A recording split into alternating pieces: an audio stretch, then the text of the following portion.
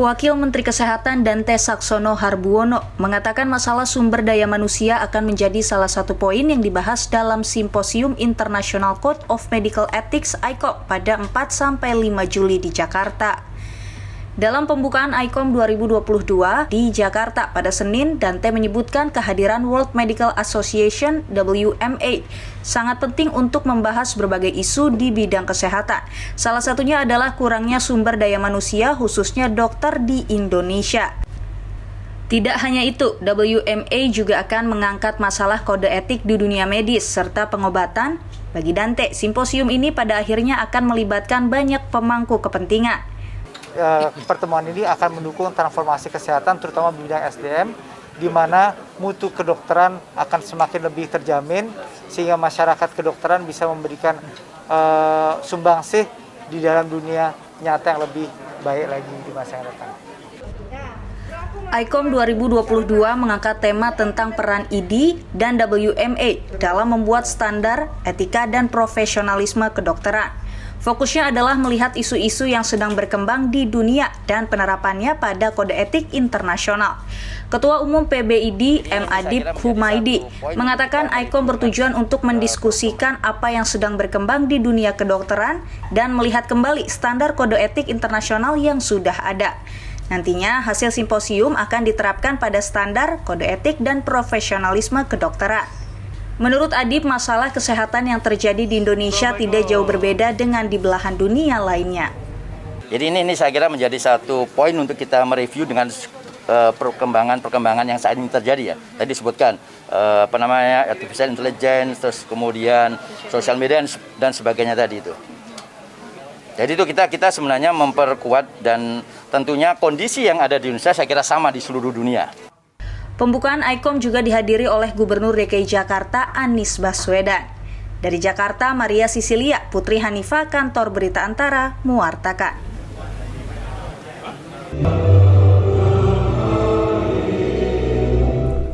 Komandan Korem 011 Lila Wangsa, Kolonel Infantri Bayu Permana, melantik beberapa pejabat baru Kodim di Gedung KNPI Lok Sumawe, Aceh, Senin 4 Juli 2022. Dan Rem berharap para prajurit yang baru ditugaskan mampu menyelesaikan tugas yang belum dapat diselesaikan oleh pimpinan yang sebelumnya.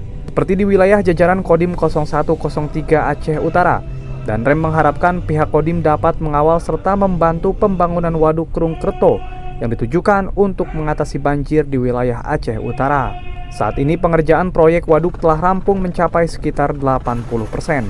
Maka jajaran Kodim diminta untuk terus fokus hingga pengerjaan proyek selesai. Sementara itu untuk wilayah Gayol West, pihak Kodim 0113 Gayol West diharapkan mampu mengawal penyelesaian pembangunan jalan dari Gayol West menuju Aceh Tamiang, sehingga wilayah tersebut tidak menjadi lokasi terisolir yang sulit diakses oleh masyarakat maupun pejabat daerah. Selain itu, pihaknya juga akan menargetkan lokasi tersebut menjadi sasaran pelaksanaan TMMD ke-114 skala besar nantinya. Kemudian PR sudah dibuat oleh roadmap oleh Dandim-Dandim yang lama untuk dilanjutkan oleh Dandim yang baru. Kemudian mungkin di Aceh Utara ini kita akan membantu penyelesaian Waduk Krung Kerto yang mungkin menjadi PR untuk kita dapat diselesaikan dan dapat mengatasi banjir di wilayah Aceh Utara ini. Pada agenda tersebut, Kolonel Infantri Bayu Permana melantik dan melepaskan Dandim 0103 Aceh Utara, Dandim 0113 Gayol West, Kasih Intel Korem 011 Lila Wangsa, dan Kakumrem 011 Lila Wangsa. Walaupun tidak memiliki target kerja khusus, dan Rem meminta agar para Dandim serius serta fokus untuk melaksanakan tugas yang diberikan untuk kesejahteraan masyarakat di wilayah Aceh, serta memberikan dedikasi tinggi kepada negara Republik Indonesia. Dari Kota Lok Sumawe, Aceh, Trifani, Kantor Berita Antara, mewartakan.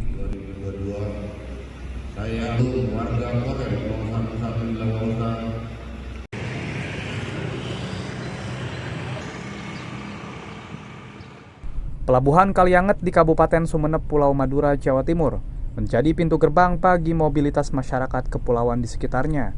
Terdata sebanyak 126 pulau yang masuk dalam wilayah administrasi Kabupaten Sumeneb, namun hanya 48 pulau yang berpenghuni. Masyarakat di kepulauan tersebut hanya bisa keluar dari masing-masing daerahnya menggunakan angkutan laut.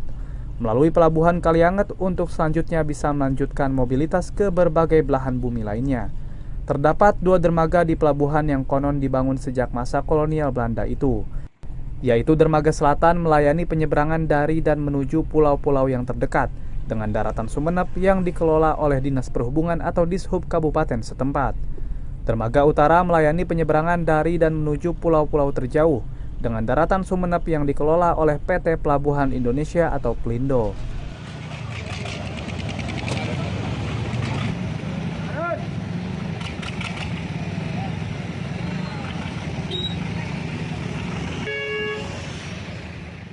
Dikelola Pelindo di selatan ini hanya melayani pas masuk saja, dan yang di dalam dilayani sama Dishub pemerintah daerah. Dan untuk Pelindo penuh di utara, Pak, di dermaga utara. Yang Jadi, utara itu kemana saja itu, Pak? yang utara itu Kangean, Raas, Masalembung. Ah, itu pelabuhan yang di pulau-pulau situ juga dikelola Pelindo. Untuk yang di pulau dekat sini sementara masih di selatan, di pelabuhan selatan yang dikelola Dishub pemerintah daerah. PT Pelindo mencatat rata-rata penumpang dari kepulauan yang turun di pelabuhan Kalianget per hari berkisar antara 100 hingga 150 orang. Pelabuhan yang juga melayani angkutan logistik melalui kapal pelayanan rakyat atau PELRA ini sekaligus pintu gerbang perekonomian karena merupakan satu-satunya akses yang menghubungkan masyarakat kepulauan dengan daratan Sumeneb. Dari Sumeneb, Jawa Timur, Hanif Nasrullah, Kantor Berita Antara mewartakan.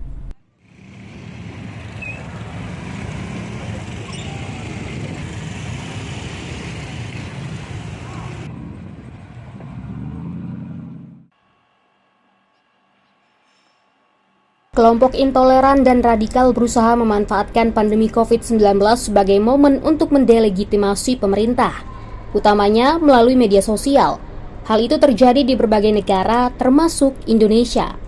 Praktik tersebut seperti dijelaskan Kepala Badan Nasional Penanggulangan Terorisme atau BNPT, Komisaris Jenderal Boy Rafli Amar, dalam Stadium General bertajuk Deteksi Dini Modus Perkembangan Gerakan Radikalisme di Kampus IPDN Jatinagor, Kabupaten Sumedang, Jawa Barat pada 4 Juli.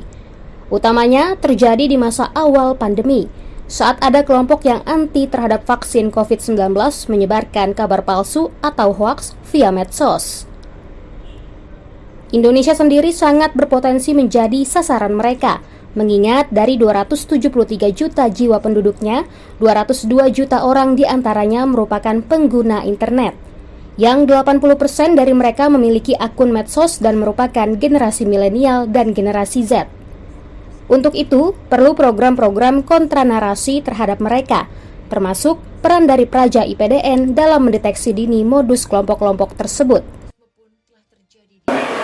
Karena kami berkeyakinan bahwa para praja yang akan nantinya menjadi pamong di daerah-daerah itu akan juga berhadapan dengan isu-isu intoleransi, radikalisme, terorisme.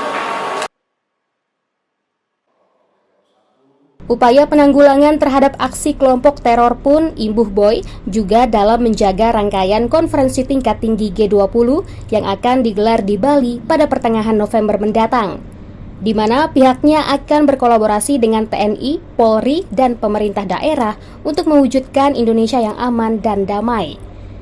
Dia pun meyakini dengan posisi Indonesia sebagai pemegang presidensi G20 akan mendapat dukungan dari seluruh masyarakat.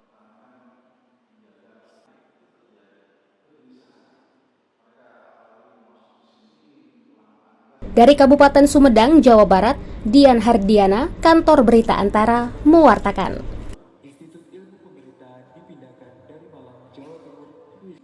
Wisatawan dari Rusia pada bulan-bulan yang mendatang. Demikian. Menteri Pariwisata dan Ekonomi Kreatif Sandiaga Salahuddin Uno dalam weekly press briefing secara daring Senin 4 Juli menjelaskan akan mengaktifkan kembali layanan penerbangan langsung dari Moskow, Rusia ke Denpasar, Bali, Indonesia. Pihaknya telah berkoordinasi dengan Duta Besar Rusia, mengingat peluang ini merupakan salah satu hasil penting dari kunjungan kepala negara ke Rusia pada pekan lalu.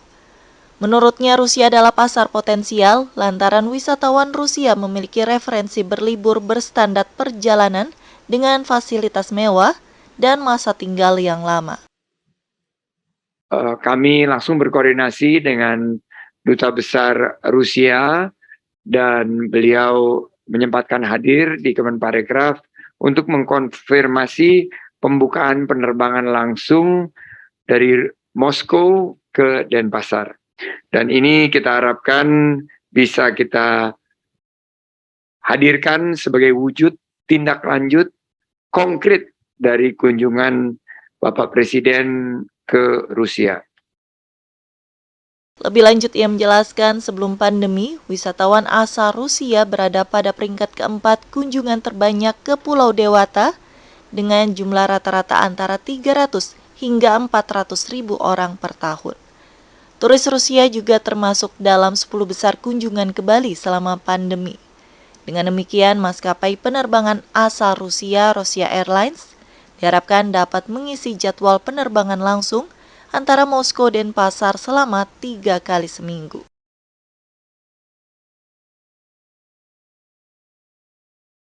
Tim Kantor Berita Antara mewartakan.